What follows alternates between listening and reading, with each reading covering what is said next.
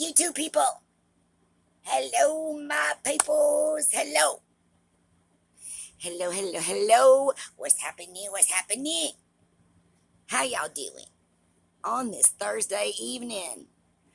I just told a story over there on my Facebook page on These Secret Creations about something I'm suffering through right now. Little comedy hour. If y'all need a little comedy, go over there to These Secret Creations and check it out.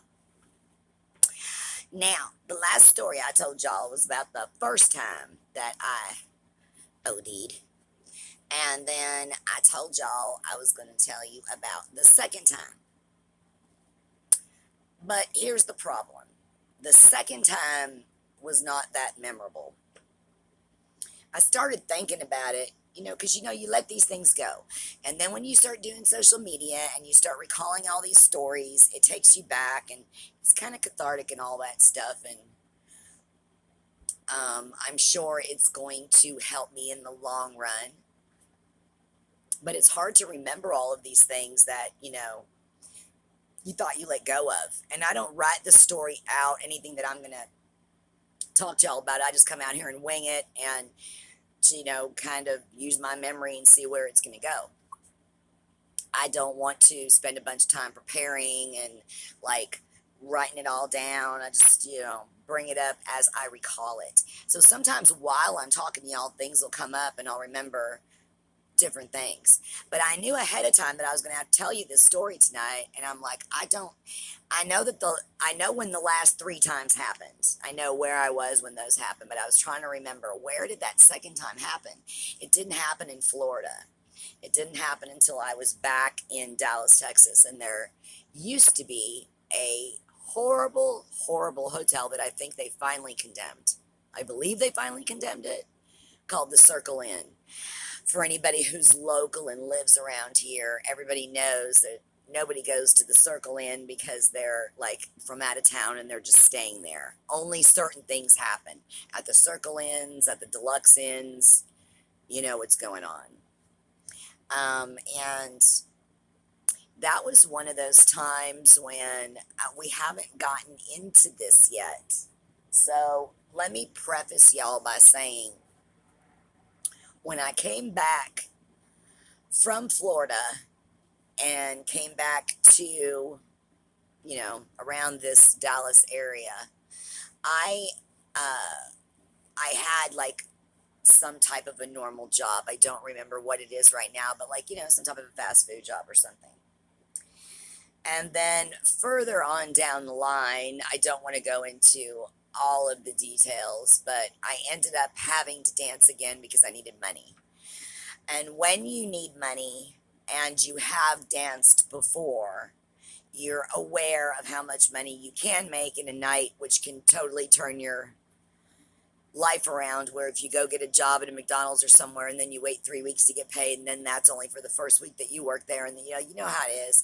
It takes forever to get money. So it's hard once you've danced before to stop, because that money you can access so much easier and faster, and usually you need it faster. You know what I mean? Like when mortgage is due, it's due all at once. It's not due in payments, right? So anyway, so I needed money and I started working here in Dallas. I'm pretty sure it's not open anymore, at a place called Deja Vu. There's a place in Dallas that's by this little lake that's by an airport. And back in the day, I don't know what it's like now because I haven't been down there in a while, but back in the day, it was a strip, okay, of topless bars and Mexican and Greek restaurants, and just a place where, very busy on the weekends. And there were all types of bars near the one that I worked at. One of the funny stories that I alluded to way back in one of my videos, I think maybe for Around the Cat's Meow, is that the difference between Florida bars and Dallas bars at that time was Florida was bottomless and Dallas was not. I did not know that. So initially, when I went to go apply for a job, I went to the place next door to Deja Vu, which was Baby Dolls. And I went in there for my audition. You know, they'll usually pretty much hire you in the DJ booth, and then you have to go, show them whether or not you can dance. So I went up and I did my normal routine, right? First song, all closed. Second song, top off. Third song, bottom off. Well, when it came to the third song, and I went to take I went to take my bottoms off, they started having fits like, "Oh my God, no, no, no, no, no, no, no, we don't do that here."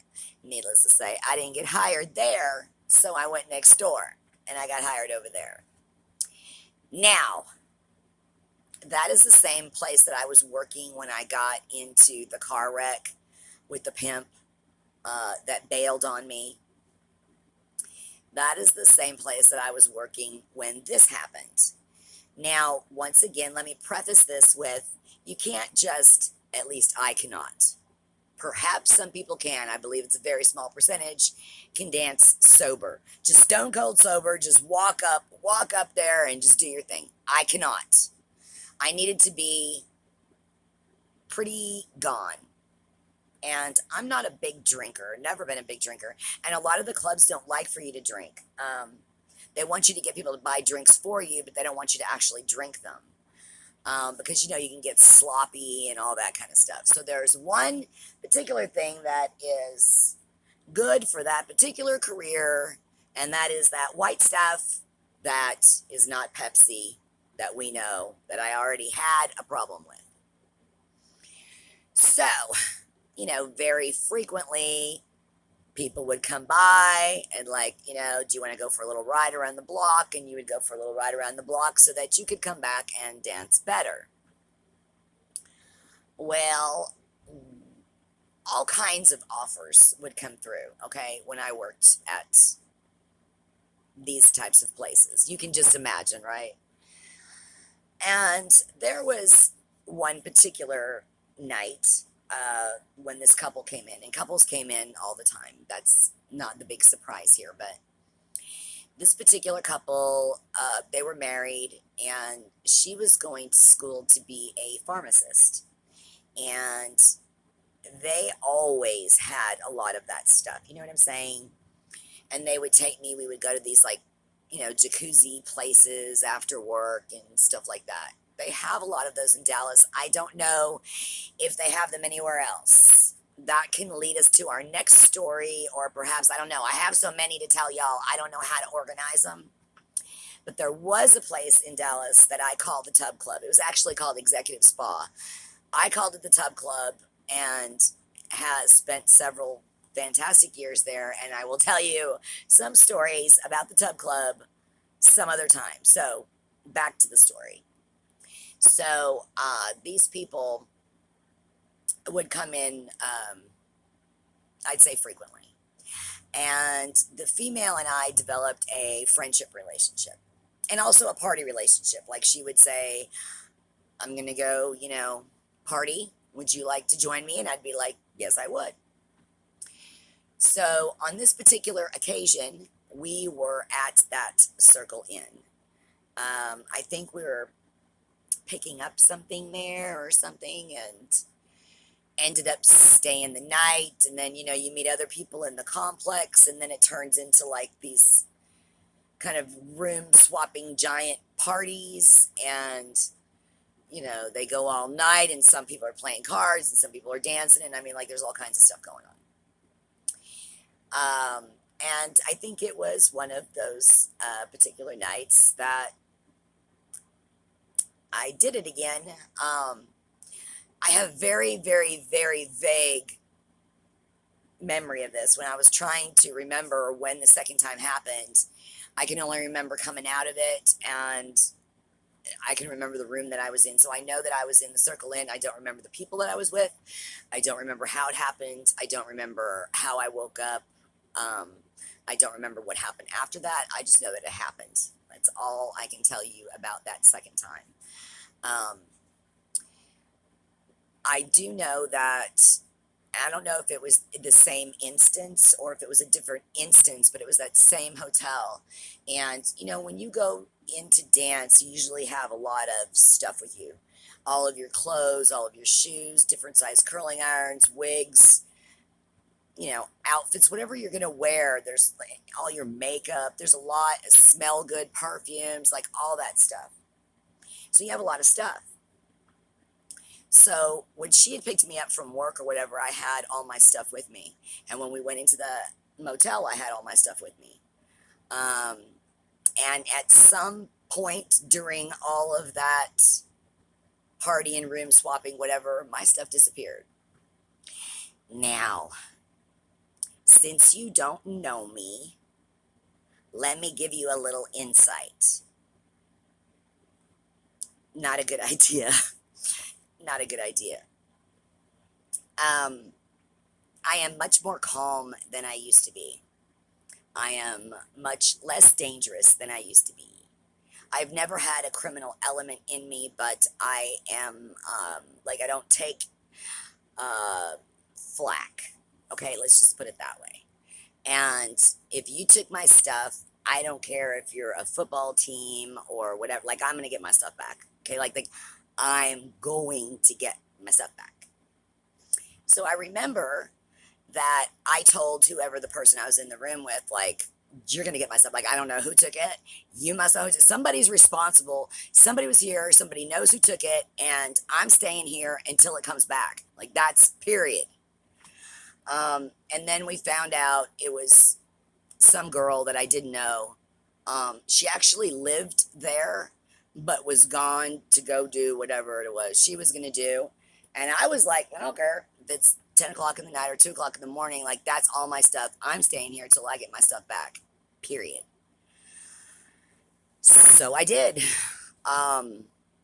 Let me see. I think it took until the next day or the next night. And, the girl had left. She'd left me there. I was by myself. And I think I eventually had some guy come pick me up. I don't remember now who it was, but I had somebody come pick me up. I finally got my stuff. I guess whoever it was that took it, somebody made a phone call to them and said, you better get the stuff back because this girl ain't never leaving. Like, I'm the one, right? Like, I had met this guy, whole other story, because we're pretty much done with that story now, but I still have a little bit of time left, so I'm going to tell you this other little bonus story, just to give you a little insight into my personality. So, I had met this man, and this was, like, at the very least 15 years ago, okay, a long time ago. And we had made a date, we had made a plan, and as far as I knew, this was like a responsible, older person. There was nothing in me that thought or assumed that this person would lie to me. So let's say that we had a date at 7 o'clock and the person doesn't show and the person's not answering the phone. I am now worried, like, uh-oh. My thought is not, he must have stood me up.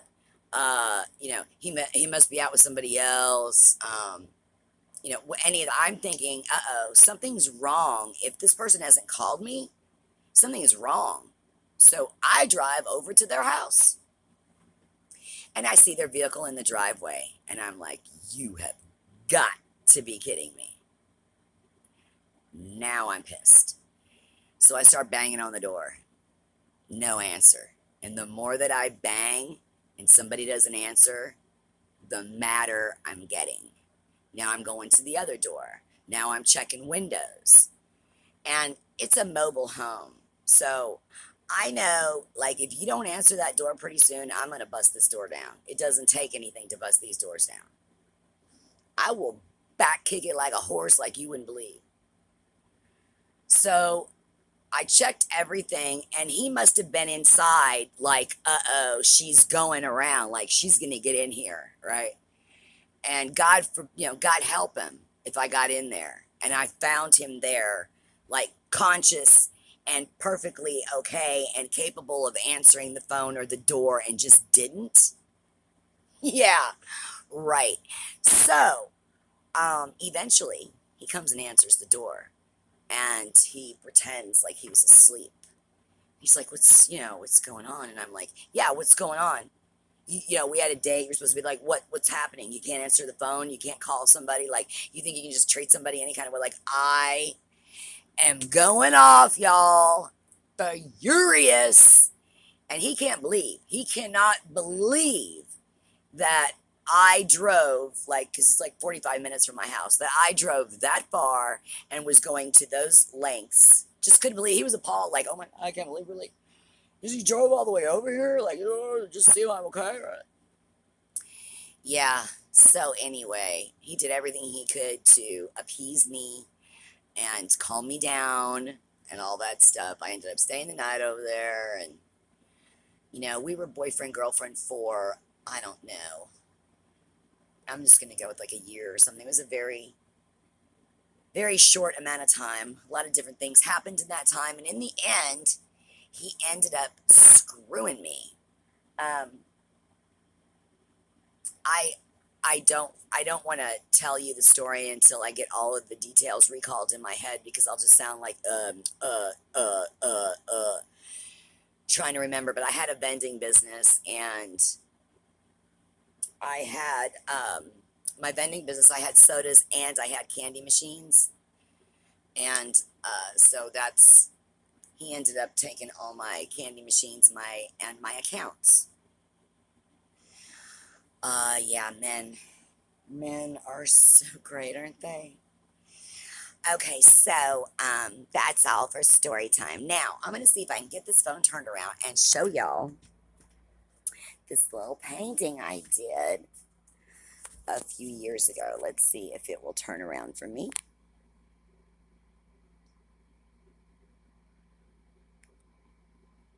Will you turn around? Will you turn around? Just turn around. Turn around, turn around, turn around, turn around, turn around. No, won't turn around. Why does this always happen to me? I got it to turn around one day. One day. Let me come over here and see. Okay, there we go. So you can see it's a big one, y'all, so I can't get her all in there all at once. I'll go all the way over to the other side. All right, and then we'll come back. She's got this gorgeous blue dress, and she's got this sparkles on the back of her dress there, and the earrings. She is pimping with her. Where am I? I lost it. Where did she go? Where did she go? Where did she go? I have lost her. Oh, there she is. Okay. Her earrings. She's playing this Liberace piano, y'all. Who has the best pianos? I wanted to copy a good one. If y'all want to see a better video of this painting, go to These Secret Creations, because I was able to get it better on that page. And if you will, like and subscribe and help me out, because if you spent any time with me, you know I need help. Help. Thanks for coming, y'all. See you tomorrow.